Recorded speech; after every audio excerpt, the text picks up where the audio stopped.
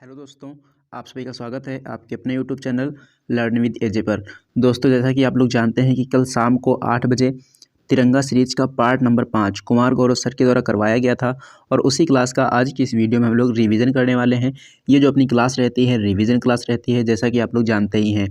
और दोस्तों, अगर आप लोग इस क्लास की पीडीएफ चाहते हैं तो उसके लिए आपको हमारे टेलीग्राम चैनल से जुड़ जाना है और टेलीग्राम चैनल का जो लिंक है वो डिस्क्रिप्शन में आपको दिया गया है। वहाँ पर क्लिक करके आप हमारे टेलीग्राम चैनल से जुड़ सकते हैं और वहाँ से इसकी पीडीएफ प्राप्त कर सकते हैं। तो चलिए दोस्तों, शुरू करते हैं आज के अपने इस सेशन को और देख लेते हैं आज का अपना पहला प्रश्न।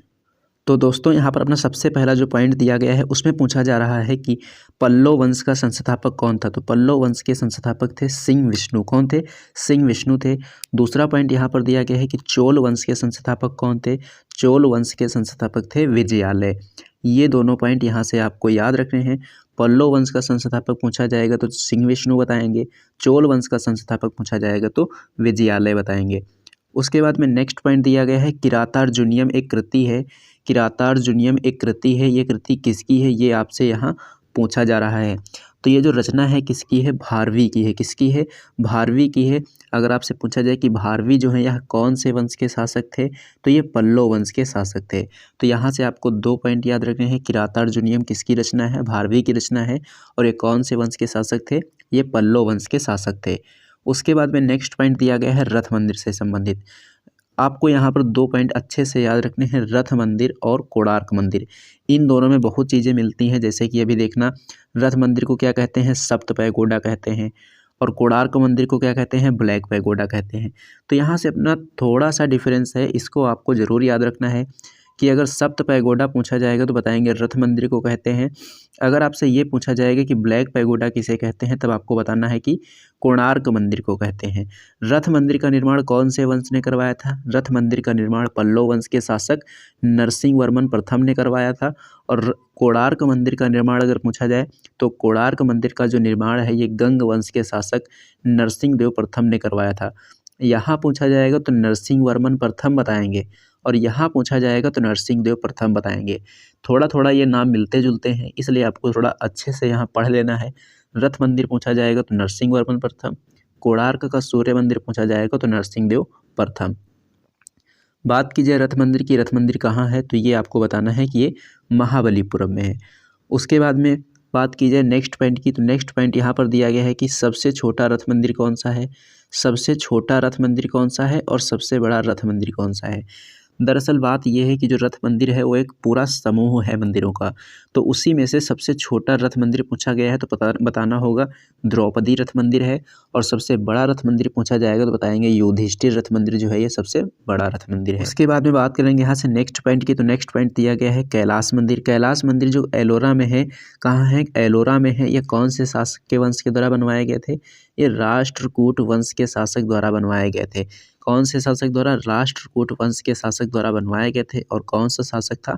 कृष्ण प्रथम। कृष्ण प्रथम ने क्या बनवाया? कैलाश मंदिर बनवाया। कहाँ बनवाया? एलोरा में। कृष्ण प्रथम कौन से वंश से थे? राष्ट्रकूट वंश से। नेक्स्ट पॉइंट दिया गया है कैलाशनाथ मंदिर। कैलाशनाथ मंदिर कहाँ है? कैलाशनाथ मंदिर तमिलनाडु के कांची में है। और इसका निर्माण कौन से वंश के शासक ने करवाया था? इसका निर्माण भी पल्लव वंश के शासक ने करवाया था। उसके बाद में नेक्स्ट पॉइंट दिया गया है सौर मंदिर। सौर मंदिर कहाँ है? सौर मंदिर महाबलीपुरम में है। और इसका निर्माण किसने करवाया? इसका निर्माण भी पल्लव वंश के शासकों ने करवाया था। तो यहाँ पर पल्लव वंश के शासकों ने कई मंदिरों के निर्माण करवाए हैं, वो सभी आपको यहाँ से याद रखने हैं। सबसे पहले आपको याद रखना है कैलाशनाथ मंदिर का निर्माण पल्लव वंश ने करवाया। सौर मंदिर का निर्माण पल्लव वंश ने करवाया। और उसके बाद में यहाँ ऊपर आपने पढ़ा है कि जो रथ मंदिर है इसका निर्माण किसने करवाया? पल्लव वंश ने करवाया। तो ये तीनों मंदिर के नाम और इनके निर्माण किसने वंश के, कौन से वंश के शासकों ने करवाए, ये सब आपको यहाँ से याद रखना है। नेक्स्ट पॉइंट दिया गया है गुलरुखी शीर्षक से फारसी कविताएं कौन लिखता था। गुलरुखी शीर्षक से फारसी कविताएं कौन लिखता था, तो ये जो है सिकंदर लोदी लिखा करता था। कौन सी नाम से? गुलरुखी नाम से। किस भाषा की कविताएं थी ये? फारसी भाषा की। कौन लिखता था? सिकंदर लोदी। उसके बाद में नेक्स्ट पॉइंट दिया गया है लोधी वंश से संबंधित। लोधी वंश के संस्थापक कौन थे? लोधी वंश के संस्थापक थे बहलोल लोधी। आगरा शहर की स्थापना किसने की थी? आगरा शहर की स्थापना सिकंदर लोधी के द्वारा की गई थी। कब की गई थी अगर पूछा जाए तब आपको बताना है 1504 ईस्वी में।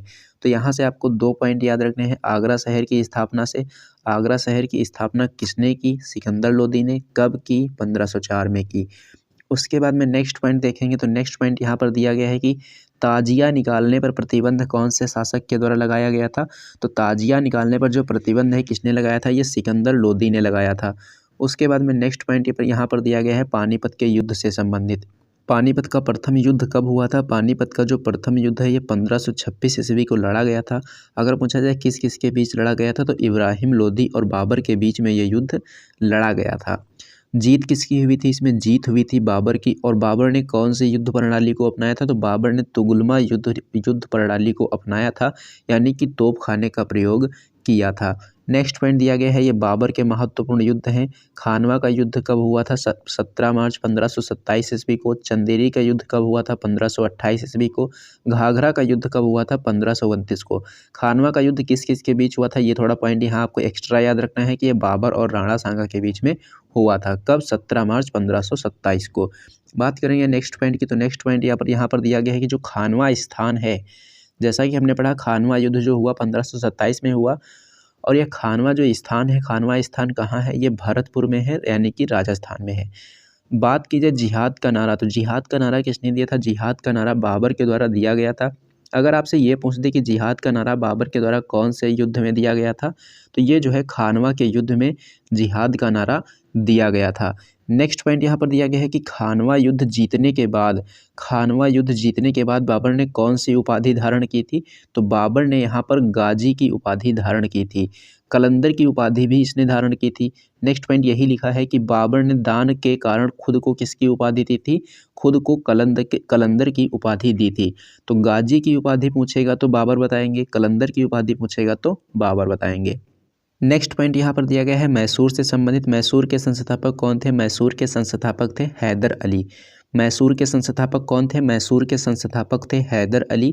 और हैदर अली के पुत्र का क्या नाम था? हैदर अली के पुत्र का नाम था टीपू सुल्तान। क्या नाम था? टीपू सुल्तान था। और बात करेंगे टीपू सुल्तान की। टीपू सुल्तान की हत्या कौन से युद्ध में हुई थी? तो टीपू सुल्तान की जो हत्या है ये चौथे आंग्ल मैसूर युद्ध में हुई थी। कब हुई थी? चौथे आंग्ल मैसूर युद्ध में हुई थी।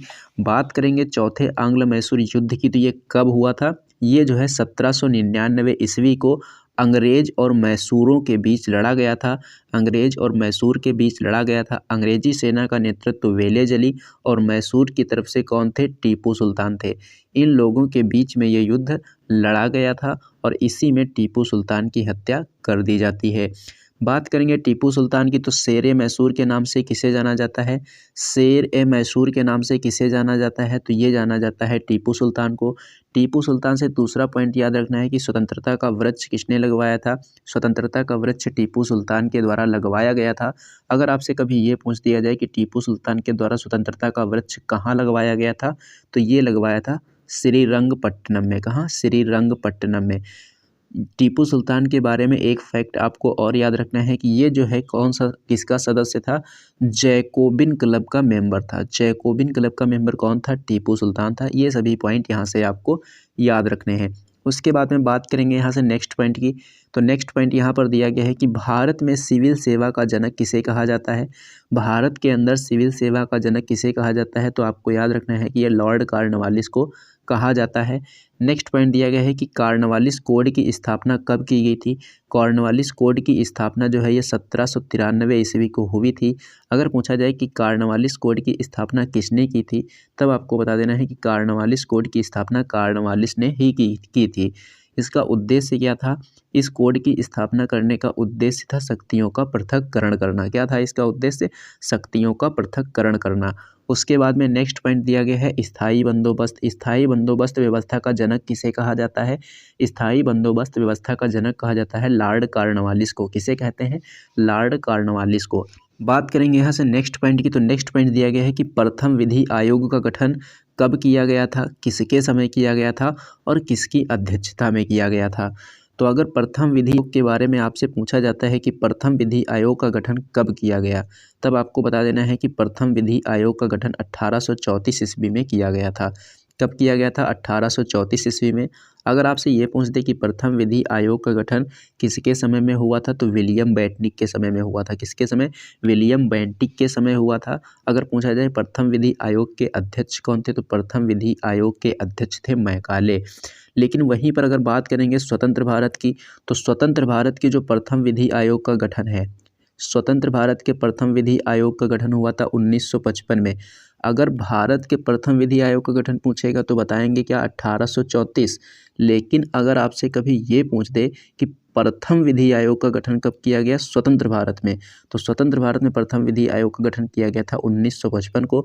और इसके अध्यक्ष कौन थे? इसके अध्यक्ष थे शीतलवाड़।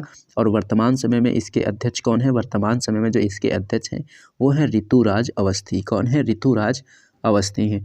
उसके बाद में नेक्स्ट पॉइंट यहाँ पर दिया गया है कि भारत के पहले गवर्नर जनरल कौन थे, तो भारत के जो पहले गवर्नर जनरल हैं ये थे विलियम बेंटिक। कौन थे? विलियम बेंटिक थे। और नेक्स्ट पॉइंट दिया गया है सती प्रथा पर प्रतिबंध किसके द्वारा लगाया गया था, तो सती प्रथा पर प्रतिबंध जो है 1829 ईस्वी में राजा राम मोहन राय और विलियम बेंटिक के प्रयासों से सती प्रथा पर प्रतिबंध लगाया गया था। बात आई है यहाँ पर सती प्रथा की, तो सती प्रथा के बारे में एक पॉइंट पूछा जाता है कि सती प्रथा का उल्लेख कौन से अभिलेख में मिलता है, तो ये मिलता है एरण अभिलेख में। एरण अभिलेख कहाँ है? ये मध्य प्रदेश में है और ये भानुगुप्त शासक से संबंधित है, तो ये भी आपको यहाँ से याद रखना है। उसके बाद में बात करेंगे यहाँ से नेक्स्ट पॉइंट की, तो नेक्स्ट पॉइंट दिया गया है वुड डिस्पैच। वुड डिस्पैच का संबंध किससे है? वुड डिस्पैच का संबंध है शिक्षा से। और ये कौन से वायसराय के द्वारा लाया गया? ये जो है डलहौजी के समय में लाया गया था। कब? 1854 में। बात करेंगे डलहौजी की, तो डलहौजी के द्वारा कौन सी नीति अपनाई गई थी? हड़प नीति और डॉक्ट्रिन ऑफ लैप्स, यानी कि राज्यों को हड़पने की नीति किसके द्वारा अपनाई गई थी? ये डलहौजी के द्वारा अपनाई गई थी। और बात करेंगे डॉक्ट्रिन ऑफ लैप्स की, यानी कि राज्य हड़प नीति की, तो राज्य हड़प नीति के तहत पहली रियासत ऐसी कौन सी थी जिसे हड़पा गया था, तो ये थी सतारा। सतारा को कब हड़पा गया था? 1848 में। सतारा को कब हड़पा गया था? सतारा को 1848 में हड़पा गया था। और यहाँ से जो नेक्स्ट पॉइंट पूछा जाता है वो ये पूछा जाता है कि अवध का विलय, अवध का विलय किसके आधार पर किया गया था, तो अवध का विलय जो है कुशासन के आधार पर किया गया था। और इसके लिए रिपोर्ट किसने दी थी? आउटरम रिपोर्ट के आधार पर। रिपोर्ट पूछा जाएगा तो आउटरम रिपोर्ट, आधार पूछा जाएगा तो कुशासन के आधार पर अवध को हड़पा गया था। इसी प्रकार से झांसी को पूछा जाता है कि झांसी को कौन से आधार पर हड़प लिया गया था, तो झांसी को गोद निषेध प्रथा के आधार पर हड़प लिया गया था। रेलवे, रेलवे की शुरुआत कब हुई थी? रेलवे जो है शुरुआत इसकी 1853 में हुई थी। किसके समय? डलहौजी के समय। पहली रेल कहाँ से कहाँ तक चलाई गई थी? पहली रेल जो है मुंबई से ठाणे के बीच चलाई गई थी। मैं आपको यहाँ से एक क्वेश्चन दे रहा हूँ कि जो पहली रेल चलाई गई थी मुंबई से ठाणे के बीच, ये कितने किलोमीटर के लिए चलाई गई थी? कितने किलोमीटर चलाई गई थी? इसका आंसर आप लोगों को कमेंट करके ज़रूर बताना है। उसके बाद में बात करेंगे यहाँ से नेक्स्ट पॉइंट की, तो नेक्स्ट पॉइंट दिया गया है कि सार्वजनिक निर्माण विभाग पीडब्ल्यूडी का गठन किसके समय हुआ था? इसका गठन डलहौजी के समय में ही हुआ था। स्ट्रेची आयोग, नेक्स्ट पॉइंट दिया गया है स्ट्रेची आयोग का निर्माण किसने किया? स्ट्रेची आयोग का निर्माण जो है लिटन के द्वारा किया गया था। कब? 1880 के टाइम पीरियड में। और इसका संबंध किससे है? इस आयोग का संबंध किससे है? अकाल निवारण से है। और ओवन मेरेडिथ किसे कहा जाता है? ओवन मेरेडिथ जो है ये लिटन को ही कहा जाता है। बात करेंगे नेक्स्ट पॉइंट की, तो नेक्स्ट पॉइंट पर यहाँ पर दिया गया है कि वर्नाक्यूलर प्रेस एक्ट कब और किसके समय आया, तो ये जो है 1878 में लिटन के समय आया था। भारतीय शस्त्र अधिनियम कब का है? भारतीय शस्त्र अधिनियम है 1878 का। नेक्स्ट पॉइंट है कि सिविल सेवा में न्यूनतम उम्र 21 से घटाकर 19 वर्ष किसने की थी? सिविल सेवा में न्यूनतम उम्र 21 वर्ष से घटाकर 19 वर्ष किसने की थी? तो ये लिटन के द्वारा की गई थी। उसके बाद में बात करेंगे यहाँ से नेक्स्ट पॉइंट की, तो नेक्स्ट पॉइंट यहाँ पर दिया गया है इनाम आयोग। इनाम आयोग का गठन कब हुआ? 1852 में। और यह भूमि संबंधित जो रिकॉर्ड हैं उनसे संबंधित है। और ये डलहौजी के समय आया था। हंटर आयोग किससे संबंधित है? शिक्षा से संबंधित है और ये 1882 में बना था। किसके समय? रिपन के समय। एक हंटर आयोग जो है जलियांवाला बाग हत्याकांड से भी देखने को मिलता है, तो वो हंटर आयोग अलग है और ये हंटर आयोग अलग है। बात करेंगे नेक्स्ट पॉइंट की, तो नेक्स्ट पॉइंट दिया गया है सिंचाई आयोग। सिंचाई आयोग का गठन कब हुआ? 1901 में। किसके समय? करजन के समय। अध्यक्ष कौन थे इसके? इसके अध्यक्ष थे स्कॉट। इसके अध्यक्ष कौन थे? इसके अध्यक्ष स्कॉट थे। उसके बाद में नेक्स्ट पॉइंट दिया गया है विश्वविद्यालय आयोग। विश्वविद्यालय आयोग को ही टॉमस रेले आयोग कहा जाता है।